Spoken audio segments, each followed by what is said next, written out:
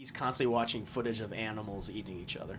He watches that octopus eat that crab. He watches the tiger and the snake fight each other, and damn python eat a tiger. Yeah. And so it's like, we're like, oh shit, maybe he just wanted to be eaten. Maybe he got a vor fetish. I don't know. He gets off to it. A lot of people saying you missed the point. Which Oh boy. no, well, I'm not upset about that. I'm open to like being told. Somebody said the point is it was stupid to do. Well, yes. I got it.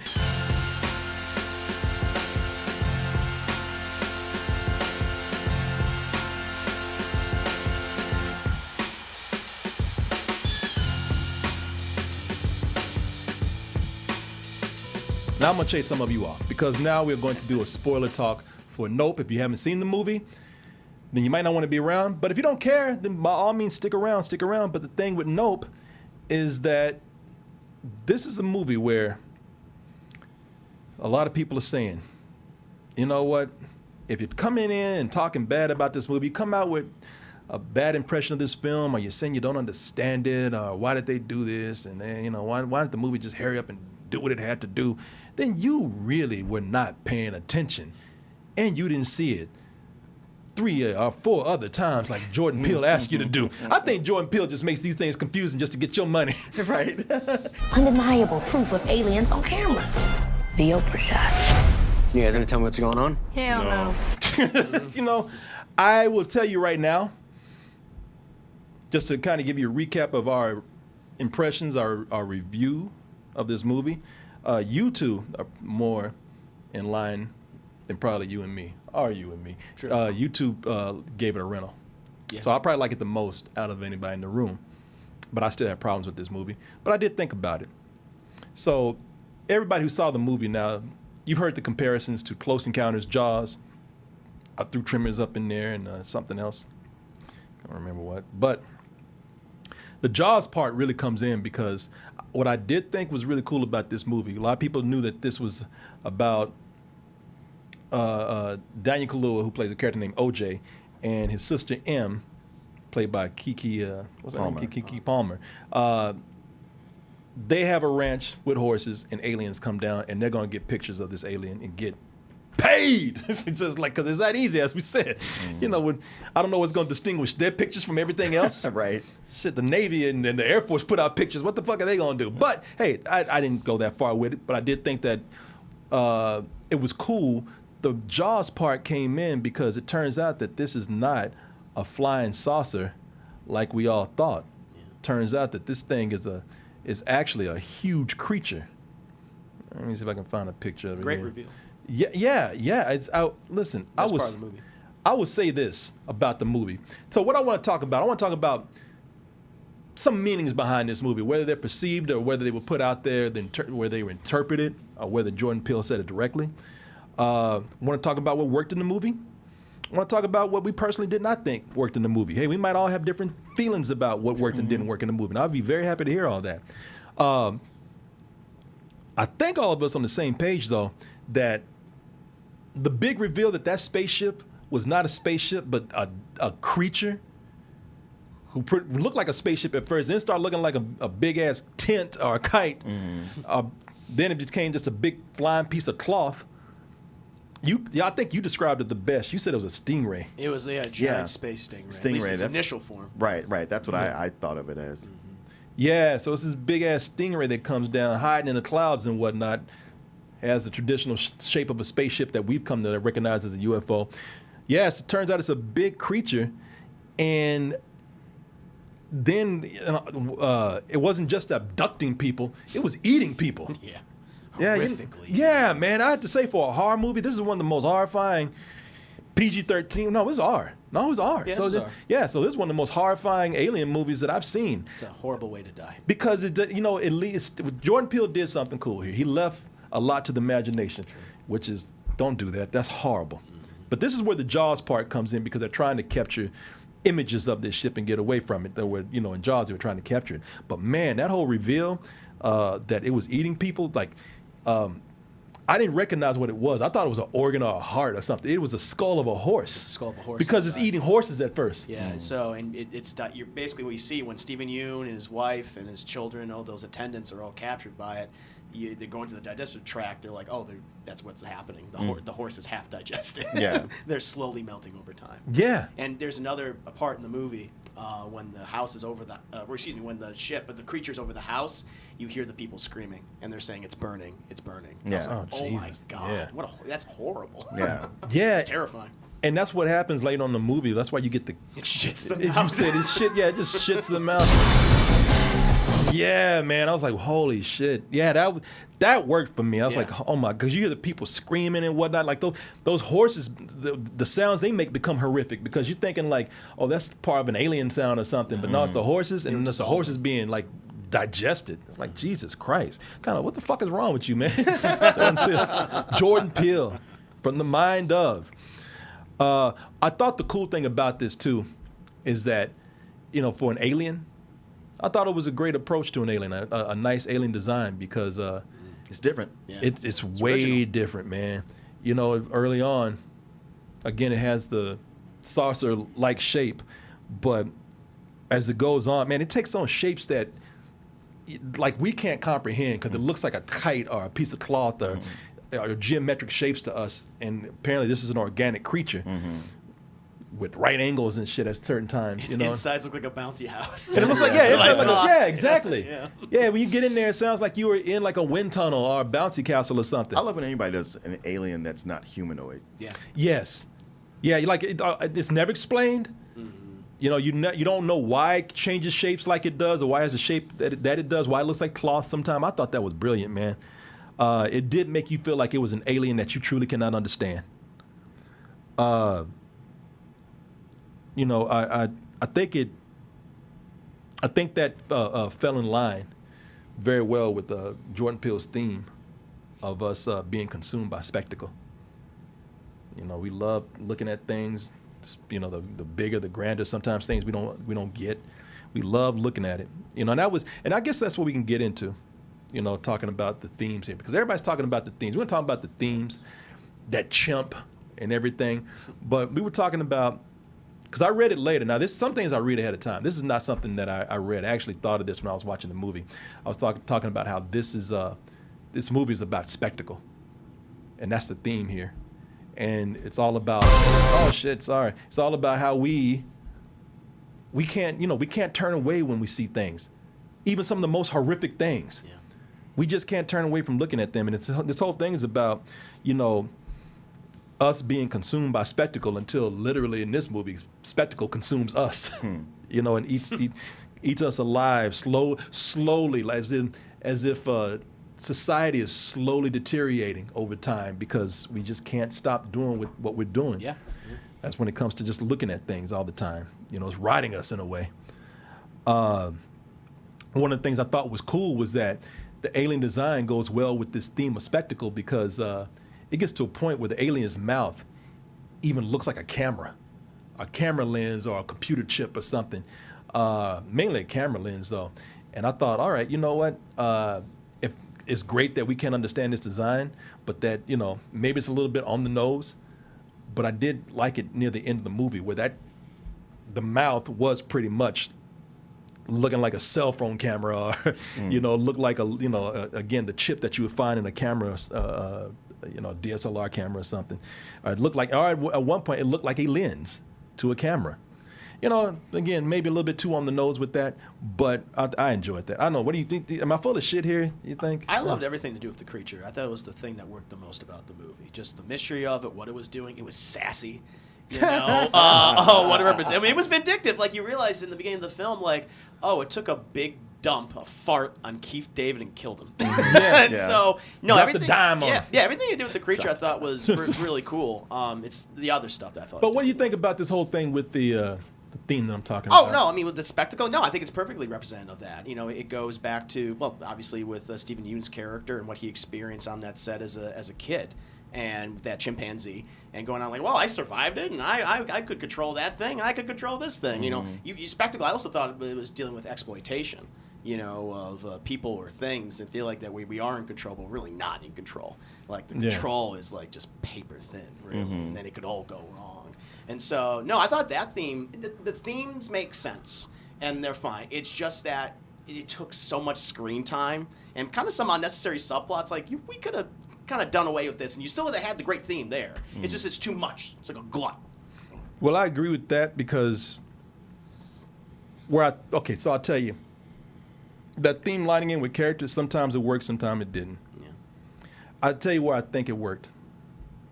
I think it worked with the, because I know you guys didn't like these characters, and he's right in agreement with you when it comes to Daniel Kaluuya and Keke Palmer. Yeah. Like he didn't like them. I liked them a lot. Yeah. Now the thing I saw with them is that, because even it fell in line with the theme, and sometimes, like I said, the alien has a eye there, a mouth rather, that looks like a camera lens. Daniel Kaluuya's character, his name is OJ. And if we're talking about spectacle, I mean, one of the biggest spectacles of the last century, the 90s, was OJ Simpson. Everybody had their monitors turned on, TVs. Every TV station was tuned in to the Bronco chase. The intersection of the 5 and the 91 freeway. One thing we have been noticing, again, it's a very slow pursuit, followed by numerous highway patrol vehicles. Everybody was in on that, man. Everybody was like deep into watching that. Also, you got things like the TMZ guy in the movie, who, again, maybe a little dead on, but that's the guy that died just, chasing spectacle. A guy that was, even in his dying moments, he's like, "Where's my camera?" Take a picture. Take a picture real quick, please. Don't let me go out, with no meaning at all. He was consumed by it. Those might be a little bit too spot on. But the thing I liked with Daniel Kaluuya and Keke Palmer is, now this is me reading into this. This is the Jordan Peele I like looking into. This is Jordan Peele where I like making my own interpretation. I thought, okay, you know what? These two characters, first of all, you got one that's kind of, named after O.J. Simpson, so that makes sense. But also, all these characters, he's a black man, she's a lesbian. Mm-hmm. You got a brown dude out there. Yeah. I don't want to say about the white guy. He's ageism. I don't know. But Crazy. Yeah, crazy. It shows how these different groups who don't get the same kind of spotlight, shine, attention that you see in the media, they chase it, man. Black people, gay people, brown people, even Stephen Yeun's character is Asian. All these characters are out there chasing the representation that they don't get normally. They're out there chasing it for themselves. Even giving evidence, if you want to go back to, and again, this is me, so I might be full of shit. Going back to Keke Palmer and Daniel Kaluuya, going back to them, they're trying to get money by going after these aliens, man. And so it almost shows how, like, what normally we criticize with spectacle and being on our camera phones too much, having too many cameras around, we have to have it to survive. We go out and we chase these images because that's our evidence. Them trying to get evidence of that alien is them trying to actually make up for the ranch failing. It's almost like in a way where nobody's gonna believe us, where everybody else talking about it's a shame there's so many cameras around. Well, we need those cameras, man, and we need it for evidence in order to like get by. Now, see, that's again, Martin's like, you full of shit. But I mean, for the most part, I was like, oh, that's an interesting opinion you got, but now you're drifting into that territory where I'm like, come on. Yeah, again, but that's my fun part of watching this. That's just me looking at it, my way. Martin said, you high as hell. Man, I'm on that diet smoke right now. Hey, how many of these gummies you done chewed today? Oh, they emailed me the other day to say they got new flavors. They got new flavors? Yeah, pineapple, and I forgot what the other one is. Oh, Peach. Is it peach? Oh, I'm looking at it right here. Look at that. They got peach right there. Ooh, I like peach. So they got a cherry lime. Oh, damn. Oh, Got a lot. people. Oh my God. See, people, we're talking about Diet Smoke, a very popular thing. Wait, they got sodas too? They got look at this lime soda, expanding. peach. What? People, this is very popular with the toasted community right here, and very popular with us. I didn't know that they had expanded here, but let me just tell you about the Diet Smoke. Now, Diet Smoke, just to like put it simply, it is a less potent strain or ingredient of THC. You know, that's the stuff that gets you feeling good when you get into that Mary Jane out there. But I like this because I don't like putting smoke in my body. When I'm trying to smoke out with somebody, I get a little loopy, crazy, stupid. Not only do these gummies here, these Delta 8 gummies, what you get is usually Delta 9. That's what makes you stupid out there and silly and goofy. This is Delta 8. Some say that's the way they get around selling these legally because it's Delta 8 gummies. I eat one of these before I go to bed, and I'm mellow. If I want to stay up, I can stay up, and I can still talk to people. I can still be cool. But the moment I hit that bed, Out. easy. Like a light. Easy. Dream world. Here I come, boy. Apparently they had a couple of flavors here. These are the ones they started out with. Blue raspberry, watermelon. But now, as you can see, they got peach and cherry lime. I'm going to try these flavors, man. And again, this is, oh, there we go. Yeah, there we go. Those new flavors over there. All of them great flavors. Mango, all of them Mango. good flavor. Yeah, blue raspberry, watermelon, mango, cherry lime, watermelon again, peach gummies. And then they got, look at this, they got some sodas out there too, but we are, vapes. They have expanded. Yeah, they're doing well. But I'm just telling you about these gummies, man. I take these all the time. Take them all the time, man. And a lot of our toasties out there have taken them, and they hit me up all the time saying, thank you for telling me about these. I love them. And as I said, they are great for anybody out there who can't handle the smoke too well, can't handle the Delta 9 too well. If you're looking for a good mellow vibe, packed with some good flavor, and you just want to be able to relax, man, I'm telling you, try these. No prescription required, 100% legal where available, and very, very smooth feeling right here. Go to Diet Smoke and use the promo code TOASTED for 20% off your order as a special offer from us to you. And I'm going to tell you how to spell that. That is DIETSMOKE.com, and use the code TOASTED, that's TOASTED, for 20% off your order. And believe me, a lot of people have taken advantage of this, and I had there's no bullshit. I had one person say, man, this just kind of changed my life because I'm sleeping a whole lot better now. No bullshit. No, they're fantastic. Yeah. It's time for me to re-up. Yeah, I definitely have to because I got to get some of these new flavors. I stay stocked with these, all right? This is me doing an advertisement, but I'm being real with you. Try them, man. Try them. And here's what I want you to do, too. I want you to hit me up, kcoolmans@gmail.com. That's KCOOLMANZ@gmail.com, and give me a testimony of these, as many had. I love hearing it, and Diet Smoke loves hearing it.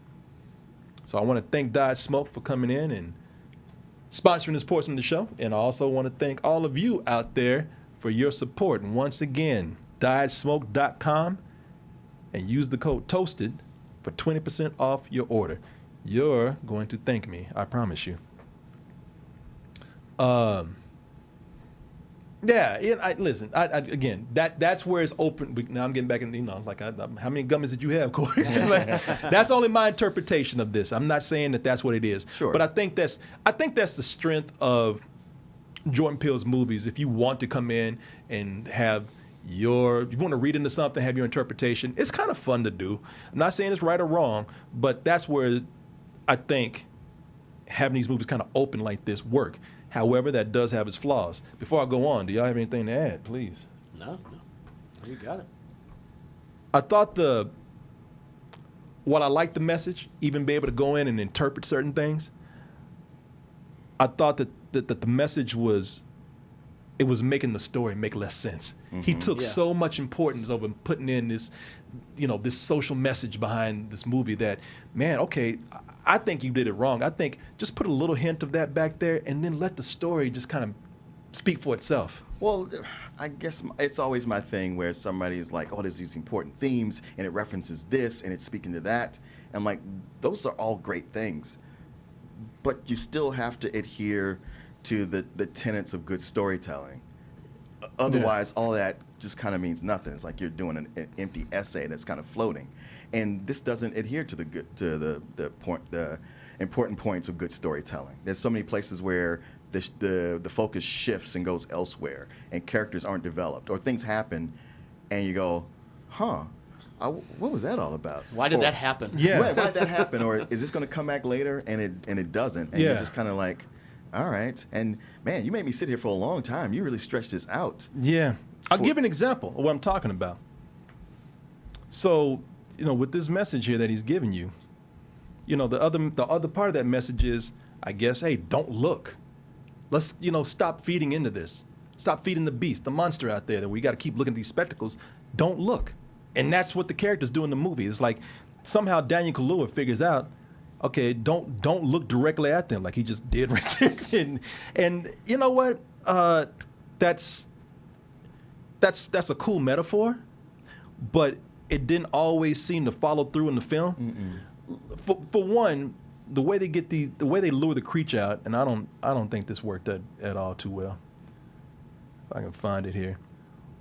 One of the ways they lured the creature out was using those damn inflatable dancing dudes, which, by the way, I love. I could look at one of these things all day, just going, and I those things they amuse the hell out of me. But the reason why they use it in the movie is because their eyes are always open, and I guess it's supposed to make the creature that they're make them think that they're looking at him. Yeah. But these motherfuckers are flopping around all over the place. They're looking down most of the time. Yeah, they are. Well, just even the idea that we'll get a bunch of these, but the way to do it is to go to a crime scene and steal a bunch of car batteries and set those all up. It's like, that's so convoluted and doesn't seem like it could work at all. No. And I want to move past this, but I'm still stuck at, wait, are you going to explain this or not? Because this, it would have been just as easy to say, we got a bunch of extension cords and we can hook this all up, rather than make it so convoluted. The other thing, too, is anytime that things approaches those things, they all shut down. Yeah. It has an EMP. I guess we didn't really talk about that. Yeah, that's right. It's got an EMP. It knocks out electronics. So, so they all deflate. They all stop dancing. Yeah. When he gets close to them. I mean, the creature, that was going to work. The creature has to actually go out his way to have them look at him or it or whatever it is. Yeah, that's right. They did deflate. And I didn't get that. Yeah. I was like, if that deflates every time it comes around, those eyes are not looking at them at all. Did you also think it was weird that Daniel Kaluuya, he's well, he established, don't look it in the eye, but he rides the horse, he puts his hoodie on, and it's got two things on the back that look like eyes, as if even when he's not looking at it, it looks like he's looking at it. I feel like that was to trick it to follow him, so then they could film it down the road. Right. Yeah, I was thinking that, but I was like, well, okay, but you don't want to get eaten, and this thing is much faster than any horse. It's speed. That's man. You bring up a good point because we see this thing move across the valley boom, it's like even Dan Kaluuya says I've never seen something move this fast before, and it's but it can't keep up with that horse. Yeah. It's I'm gonna get you. I get it. The Chad's telling y'all don't even understand. The point is to set that up so they know where the creature was. That's why the point was so they know where the creature was. That's why they set them up. Yeah, I didn't think that. Here's the thing. I didn't think that the creature was trying to eat them, but the creature is lured out by things staring at it. I didn't think it. No, I know because that's at the end of the movie. It was the giant inflatable Stephen Yeun that killed it, which is Stephen Yeun's revenge. Yes, which is hilarious. Yeah. I knew he couldn't eat these things, but he tried. Yeah, one of them. But for them to come out, they would have to think that these are looking at him, and I'm just saying I don't think that worked. It just seemed I don't understand it. Unless he already knows that they're there. I guess you can say that, but then I don't know. The fact that we have to come up with it where we're trying to. Well, that's what I was going to say. Somebody's like, man, you guys didn't get it. It's like a bunch of us are confused, and that's not on us. That's on the storyteller. I mean, but I'll be willing to tell you for you to tell me what's happening. What lured them out there? I was trying to just figure it out. Yeah. Some people said maybe it just reacted to a bunch of people out there. I mean, I guess at one point I think Daniel Kaluuya character, he figures out, okay, this thing's been here a long time because Stephen Yeun's been feeding this thing horses for months because he even says my family and I witnessed this 6 months ago and he's been training it, quote unquote. So maybe it's I'm just gonna stay here. Another thing that I was confused about was and y'all could probably explain this to me, the TMZ guy. The TMZ guy, he had a helmet on. So he was not looking at this creature, But so why did the creature eat him? Did the creature see its reflection in there and thought that it had eyes? Because we had that whole thing at the very beginning with the horse and the reflective ball, and how the horse was losing his shit over being able to look at himself, looking at him. So it's like, hey, don't make direct eye contact. So the TMZ guy wearing a helmet just as reflective, I just figured the creature would see that and be like, Okay, I'm not complaining about that. Yeah. I'll eat. Okay, so I'm not even complaining about that. That's the question I was asking, right there. So okay, yeah, he had a reflective helmet. All Plus, right. he had a motorcycle, and we had to have an Akira reference. So Yeah, that's why he was there. Here's what I want to get into though, because the whole thing with the chimp. Gordy. Yeah, Gordy the chimp that lost his fucking mind. Asshole. Now, here's the thing with the chimp, and a lot of people might have seen this, maybe some people didn't. I had to actually have this explained to me, to be honest with you, and where it was obvious to some other people. But the chimp used to be in the show with Gordy. I mean, he was called Gordy. He used to be in the show with Stephen Yeun's character when he was a kid. And the chimp, of course, if you saw the movie, they lost his mind and killed a lot of people on set, maimed one of the girls who was a co-host there. You can see her in the trailer. Yep. With her injuries. Yeah, missing her. Yeah, Face. she's Missing her face. missing her lips right there. It was I'm gonna tell you this. It's a great sequence. I loved it. Yeah. And the meaning behind it is that Stephen Yeun's character survived that chimp, so he thought like, well, shit, since I survived a chimp attack, then I'll be fine with this alien, because he was exploiting. I thought it was cool how they showed how he exploited that, man. He was heartless with it. He and along with everybody else. Saturday Night Live did a sketch on it, but he had a whole museum behind the tragedy. Spectacle of it. The spectacle, there you go. The spectacle of it. So he just thought like, well, shit, if I can live through a chimp attack, this alien ain't shit. So he's exploiting that situation too. Thought it was great. I thought it was a really good idea, and that the chimp scene, amazingly executed. It was a horror movie within itself. But my problem with it is that Stephen Yeun is treated as a supporting character, but his backstory is treated like it would be for a main character. that backstory is more interesting than the main story we're dealing with. Yeah, it's more interesting probably than Stephen Yeun, because he's not that he's not interesting, but they don't give him a whole lot of screen time. And I thought that was a little uneven in the movie. Yeah. Yeah. You could take that out and still do what you did. Yeah. Even as thrilling as that sequence was, disturbing as it was, it's like it's not really necessary. Right. Right. Great idea, this or- character being crooked and using it to profit. Have he's the made mayor. him the main Jaws. focus of the movie, and Emmy and OJ being supporting characters. Yeah, supporting characters. And you could tell, he is modeled probably after the mayor in Jaws, because that stupid ass outfit and Oh, everything. yeah. Because the mayor in Jaws was, he didn't care. He was exploiting people just to get them back to the beach, regardless if there's a killer shark out there or not. This dude was putting people in danger. First of all, he's an asshole. 'Cause he was just feeding horses. He was buying horses off of. Yeah, because the whole thing with OJ, like, I'm gonna buy that horse back from you, like, Yeah. We'll work something out. yeah. Yeah, you ain't gonna have some horses again, man. Horses are bones. I thought that was cool. I thought it was a crooked character. He kind of got what he deserved. It's shitty that it had to happen to other people. Right. That's the sad thing about it. It's the consequence, especially the girl who got her face ripped off by a chimp, and now she's being digested by And that's another Because she kept thing. hanging out with this dude. Yeah. And that's another thing to show that he's continuing to exploit people. Yep. He brought this girl out. Yeah. Just again to like, hey, my co-star from back in the day. Remember that show? Showing her This off poor like a girl prop. her life. Horrible.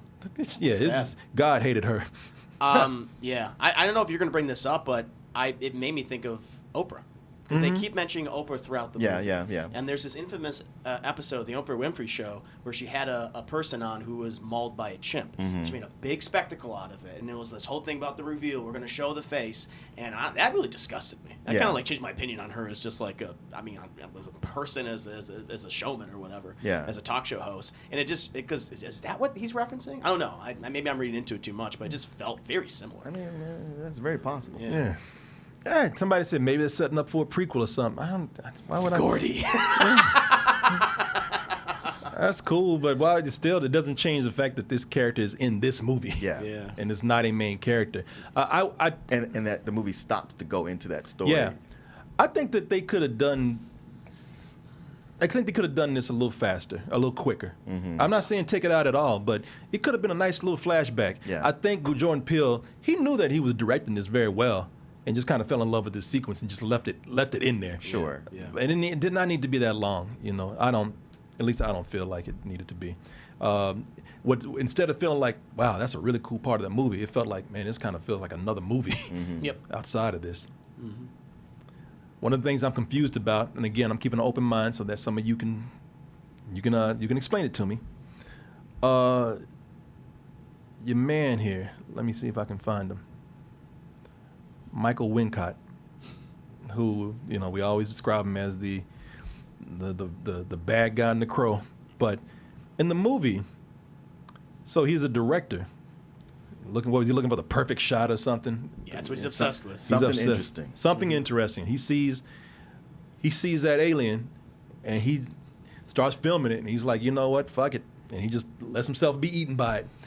And I'm trying to, even if there is an explanation for it, I don't think it really fully explains why this character would do that. It's such a movie thing to do. Yeah, because maybe the whole thing is he found the shot that he's never going to be able to. It's never going to be better than what he found here. It's an alien. He's never going to find a better shot than this. So it's like, fuck it, so I'm just going to die. But that didn't make. So if you saw the movie, the guy he has a crank camera because they can't use electric cameras. That's right. And he allows himself to be sucked in by the creature. I don't understand that. What was the sacrifice? I don't either.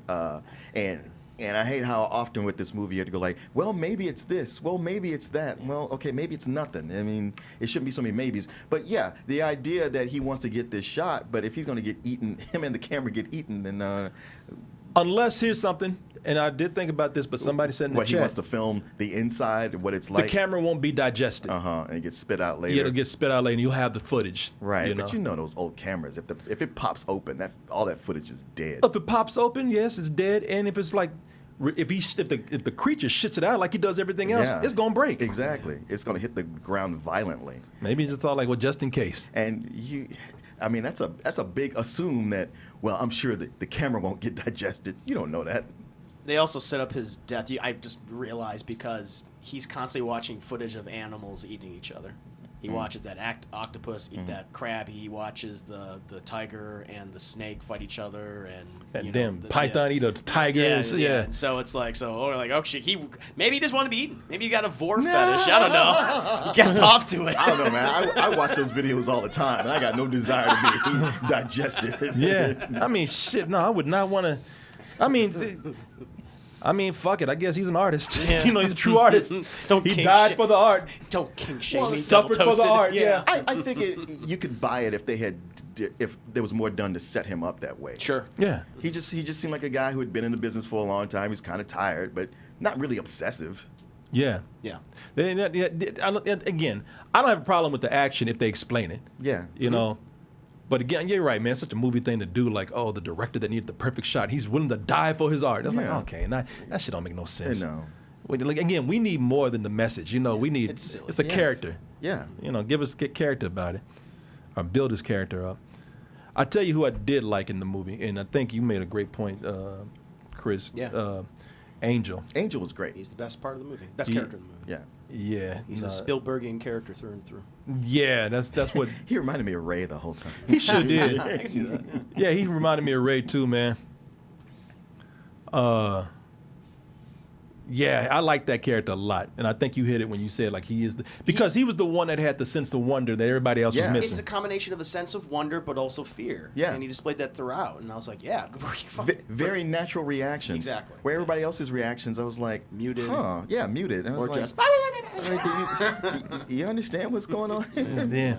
Somebody said it made sense to them. Well, explain it to us. Now, I'm not saying this in a defensive way. You're saying that you knew why the cameraman was eating. Explain it to us, Please. so that we can know. Because a lot of people saying you missed the point. Which Oh boy. no, well, I'm not upset about that. I'm open to like being told. I'm not mad about it. I mean, explain it to me. I'd like for it to be explained too, but I'm just sick of everybody like, you missed the point. You missed the point. And I'm like, Unless I missed the point. If I did, maybe I did miss the point. I'm not Again, I'm not attacking you. I want to know. Chat, talk to us like we're 5. Explain Yeah, to no, us. please, please. No, I'm Please. not. I'm not being. I'm not. No, we're not being facetious or sarcastic. No, Please please. tell me, This 'cause is a I- spoiler discussion. Yeah. Somebody said the point is it was stupid to do. Well, yes. Michael Wincott did think that as he was getting eaten alive. He was too late. trying to get the perfect shot. He got greedy and tried to get another shot. He seemed like he was willing to do that. And it seemed like he was getting, because there was never a point like, oh shit, nah, what the fuck was I thinking? No, he's just like, yeah, I know. We know he was trying to get the perfect shot. As I said, I've already speculated that he's trying to get a shot, and maybe he sacrificed himself because he knew he was not going to get another shot, better than this. It's an alien. How many times he going to see an alien? But it did not come across in the character well. I got it. Yeah, the character wasn't set up for that to be a thing that made sense, where it was like the natural flow of things. Nor did the other characters react like, oh shit, he just did that. So, yeah. Maybe you're right. Stop it. You didn't get it because Yeah, it gets on your nerves afterward because somebody said you didn't get it, and then when they explain it to you, like, no, I understood that perfectly. So, you know what? I'm sorry. Somebody said, I just saw this as an artist willing to die for his work. Okay. All right. See, and that's what I'm saying. Look, if you saw something different, that's fine. When I see writing in a movie, I'm looking for something different myself. So this is probably where we just don't see eye to eye. That's no right or wrong. I mean, the thing is, like, he's obviously the Quint character from Jaws, right? Yeah. And with Quint, we learn about his backstory, why he's so obsessive hunting sharks, because of he has PTSD. Because of his horrific experience in World War II, where he saw all of his friends and all of his comrades get eaten alive by sharks, and that's why he's like, fuck, I want to kill every shark. I don't give a shit. Yeah. I want the money for it, and I'm not going to let anyone else get in here to get my money. That's where he destroys the thing, and then it eats him. And he doesn't want to be eaten. He's like, when it happens. And so, had they done, had it been more like Quint, had we gotten a backstory? The backstory. Yeah. That was it. That's what's missing. Maybe we found out this guy was just tired. Like you said, really, it showed on camera. He's just like, maybe it was a guy who really did, like, if he had a conversation who said, he was like, I do this job all the time. It has sucked out my soul. I do not have any reason to live after this. And then he's like, you know what, guys?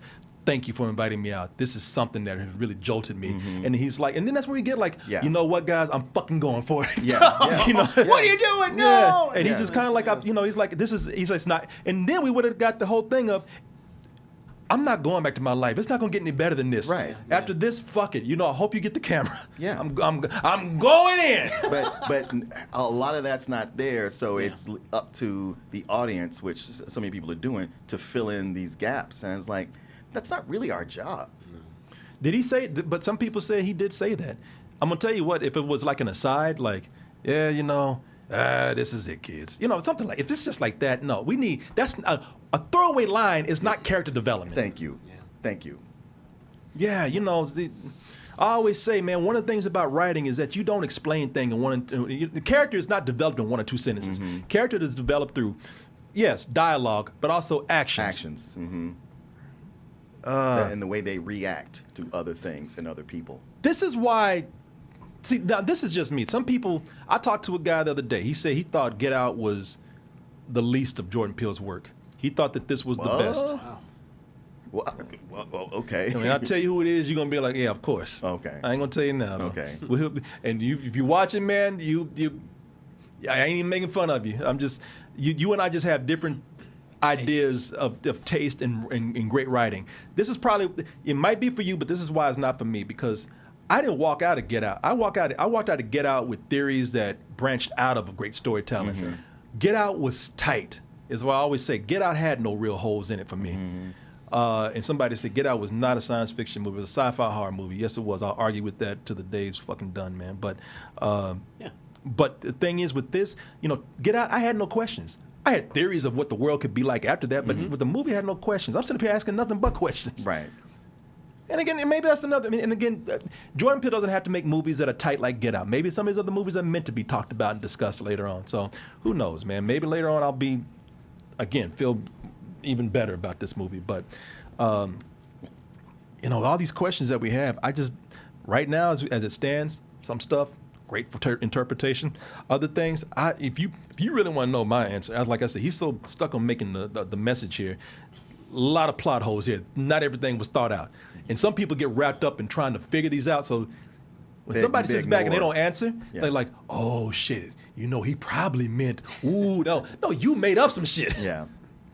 But I don't know. What else y'all got? Now, I just left unfulfilled. Yeah. And if I was on the fence about it, I could be of a mind of like, well, let me watch it again to really get this. But I left with definite feelings of like, yeah, this didn't really work. Left you wanting. I mean, the thing is, like, I think there's some really good ideas in here. There's some good supporting performances. There's some amazing sequences. I love the creature. I think this decade we're gonna be talking about this creature because it was so unique. It surprised us. But I didn't like the lead characters. They felt underwritten. I think the pacing is really off in that first half. Like I was like, where are we going? And I just kind of felt the decisions characters made didn't make any sense. It's like, did they even learn their lesson at the end? Did they? Because that's kind of the point when you have a character. Either they typically learn a lesson at the end, and I don't feel like they did. Like we got the shot. I was like, okay. Well, so I don't know. Well, I love that the message is don't give in to spectacle. It's like, I'm sorry, there's a giant stingray taking up the sky. How am I not supposed to look at that? It's eating everyone. It was about to eat you, Martin. You would not. That's another thing. I don't think that Daniel Kaluuya, the way he figured out that you don't look at these things, I don't really think that was done too well. I mean, he figured that out pretty quick. I know that his character is shy in the movie, but I just don't think that was done that well. I don't like to be looked at. I don't like to look people in the eye. I know. I can relate to you, big buddy. Jean jacket, sir. Jean jacket. Right? Yeah, I did like. Yeah, I didn't think that was set up too well. Again, one of those things where he figured it out very quick. Don't look at him. How? I know you put your head down. You stop chasing him. Yeah, what do you even know where the eye is? I will say, somebody in the chat said the tension in the movie is great. And I was like, there are moments where it really is. Maybe not as a whole, but there are moments when that's why I say he's a great director, because in pieces, everything's not connecting well, but in pieces, man, he directed some scenes great. Yeah. So, I mean, and listen, feel free to give us an email. I'm not claiming that I know everything. I'm willing to listen to everything that people have to say. Yeah. Don't say some shit we already know, okay? You guys didn't get it. That's when you start treating us like we're stupid, all right? It wasn't a spaceship, it was an alien.